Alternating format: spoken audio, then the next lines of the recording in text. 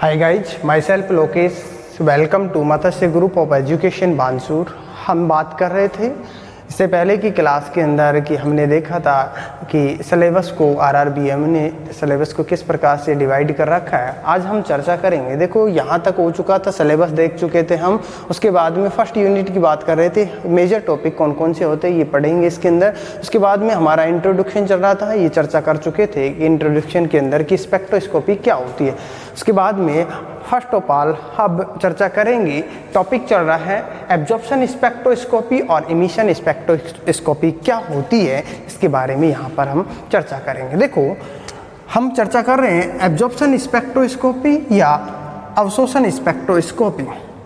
कोई भी पदार्थ होता है जिसकी हमारे को स्पेक्ट्रा ज्ञात करनी होती है, उस पदार्थ के ऊपर जब इलेक्ट्रोमैग्नेटिक रेडिएशन डाली जाती है अर्थात विद्युत चुम्बकीय विकिरणें डाली जाती है, तो उसके दौरान वह जो पदार्थ होता है निश्चित तरंगदैर्ध्य की जो विकिरणें होती है उसको एब्जॉर्ब कर लेता है। अर्थात किसी भी पदार्थ के ऊपर जब विद्युत चुम्बकीय विकिरणें डाली जाती है तो उसके दौरान वह जो पदार्थ होता है निश्चित तरंगदैर्ध्य की जो विकिरणें होती है उनको एब्जॉर्ब कर लेता है अर्थात अवशोषित कर लेता है, जिसके दौरान हमारे को एक स्पेक्ट्रा प्राप्त होता है, उसे हम एब्जॉर्प्शन स्पेक्ट्रा कहते हैं और इस तकनीक को एब्जॉर्प्शन स्पेक्ट्रोस्कोपी कहते हैं। अर्थात देखो कोई भी एक पदार्थ है और इस पदार्थ के अंदर कोई, यहाँ पर यदि हम बात करते हैं ये पदार्थ के अणु या परमाणु हैं, इनके ऊपर विद्युत चुम्बकीय विकिरणें डाल रहे हैं। हम ये विद्युत चुम्बकीय विकिरणें इस पदार्थ के ऊपर डाल रहे हैं तो उसके दौरान ये जो पदार्थ होता है निश्चित तरंगदैर्ध्य की जो विकिरणें होती है उनको क्या कर लेता है, एब्जॉर्ब कर लेता है। उसके दौरान अर्थात केवल कुछ ही विकिरणों को क्या करता है, एब्जॉर्ब करता है, जिसके दौरान ये जो विकिरणें किसके ऊपर जाती है, डिटेक्टर के ऊपर जाती है और डिटेक्टर फिर रिकॉर्डर तक पहुंचाता है। तो उसके दौरान यहाँ पर देखो हमारे को इस प्रकार से इस पदार्थ की क्या प्राप्त हो रहा है, यहाँ पर रिकॉर्डर में ये इस पदार्थ का क्या स्पेक्ट्रा प्राप्त होता है। तो इस प्रकार से प्राप्त होने वाले स्पेक्ट्रा को, इस प्रकार से प्राप्त होने वाले स्पेक्ट्रा को क्या कहा जाता है, एब्जॉर्प्शन स्पेक्ट्रा कहा जाता है और इस तकनीक को एब्जॉर्प्शन स्पेक्ट्रोस्कोपी कहा जाता है। देखो जब पदार्थ के ऊपर, किसी भी पदार्थ के ऊपर इलेक्ट्रोमैग्नेटिक रेडिएशन डाली जाती है तो उसके दौरान जिन रेडिएशंस का निश्चित तरंगदैर्ध्य की विकिरण का जब ये एब्जॉर्प्शन करता है अर्थात उनको एब्जॉर्ब करता है तो उसके दौरान जो स्पेक्ट्रा प्राप्त होता है तो यहाँ पर हमारे को गहरी काली लाइनें दिखाई देती है, जिससे ये प्रतीत होता है कि प्राप्त होने वाला जो स्पेक्ट्रा होता है वो एब्जॉर्प्शन स्पेक्ट्रा होता है। अर्थात इसकी डेफिनेशन की बात करते हैं कि किसी पदार्थ पर विद्युत चुम्बकीय विकिरणें डालने पर एक निश्चित तरंगदैर्ध्य की विकिरण का एब्जॉर्प्शन होता है। तो इस प्रकार प्राप्त होने वाले स्पेक्ट्रा को एब्जॉर्प्शन स्पेक्ट्रा कहते हैं और इस तकनीक को क्या कहा जाता है, एब्जॉर्प्शन स्पेक्ट्रोस्कोपी कहा जाता है। नेक्स्ट, एब्जॉर्प्शन स्पेक्ट्रोस्कोपी में जो तरंगें अवशोषित हो जाती है उससे प्राप्त होने वाले स्पेक्ट्रा में उस स्थान पर क्या होता है, गहरी काली लाइनें बनती है। अर्थात हमने देखा था यहाँ पर ये जो लाइनें होती है वो कैसी होती है, गहरी काली लाइनें प्राप्त होती है। इस प्रकार से ये गहरी काली लाइनें हमारे को प्राप्त होती है इस प्रकार से, अर्थात ये गहरी काली लाइनें रिकॉर्डर में प्राप्त होती है।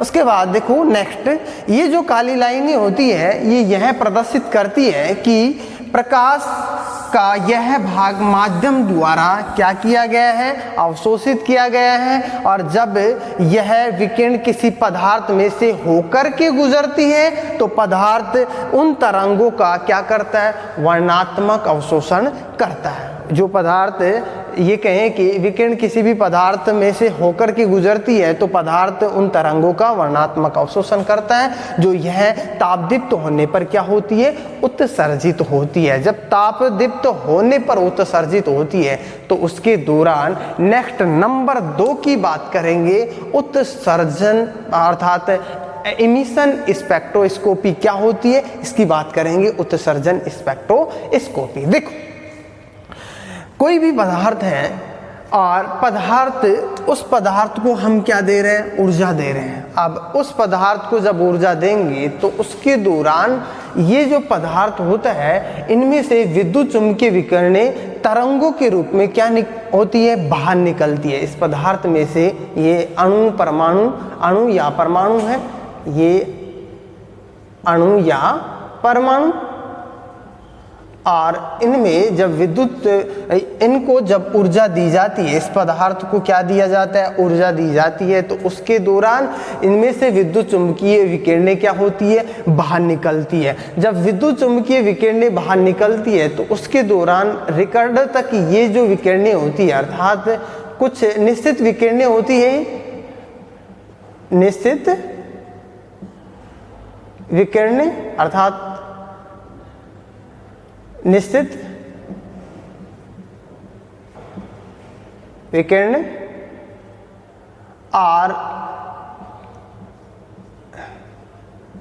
ये निश्चित विकिरणें होती है, डिटेक्टर तक ये पहुंचती है और डिटेक्टर रिकॉर्डर तक इन विकिरणों को पहुंचाता है, तो उसके दौरान हमारे को स्पेक्ट्रा प्राप्त होता है, अर्थात ये स्पेक्ट्रा प्राप्त होता है। एब्जॉर्प्शन स्पेक्ट्रोस्कोपी के दौरान जब पदार्थ को ऊर्जा दी जाती है तो उसके दौरान इसमें से विद्युत चुम्बकीय विकिरणें जब बाहर निकलती है, तो विद्युत चुम्बकीय विकिरणें बाहर निकलने के दौरान ये जो विकिरणें जब रिकॉर्डर तक इनको देखा जाता है, रिकॉर्डर में देखा जाता है, तो उसके दौरान ये जो हमारे को स्पेक्ट्रा प्राप्त होता है, तो उसके दौरान ये जो लाइनें प्राप्त होती है ये चमकीली लाइनें प्राप्त होती है। अर्थात इसको हम इस प्रकार से एक्सप्लेन कर सकते हैं, जब किसी पदार्थ को ऊर्जा देने पर उसमें से विद्युत चुम्बकीय विकिरणें, विद्युत चुम्बकीय तरंगे बाहर निकलती है, तो इससे प्राप्त होने वाली स्पेक्ट्रम रेखाएं अधिक चमकीली प्राप्त होती है,